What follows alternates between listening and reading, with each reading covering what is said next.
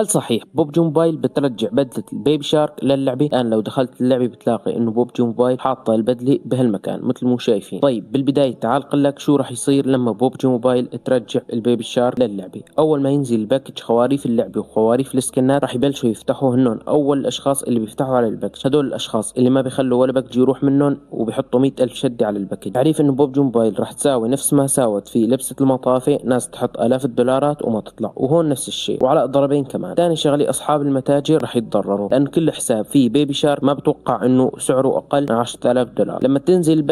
لما تنزل البدلة راح ترخص الحسابات بشكل كبير. طيب في ناس بتقول ما راح ترجع وناس بتقول راح ترجع. أنا برأيي راح ترجع، بوبجي راح ترجع للبدلة لأنه حرفيا بوبجي شايفة حالها ماشي نحو السقوط، بدها تلم كم مليار دولار قبل ما تموت. يعني بوبجي شاطرة كل يوم تنزل باكج جديد، بس ما بتعرف تحل مشكلة البنك يلي عم يعاني منه نص الكوكب الأرضي، ما بتعرف تحل مشكلتها الجليتشات واللاج والتقطيع والف شغله وشغله والدمج الوهمي. يعني واضح بوبجي موبايل بدها مصاري. بعدين راح تقولكم مع السلامة والسلام عليكم.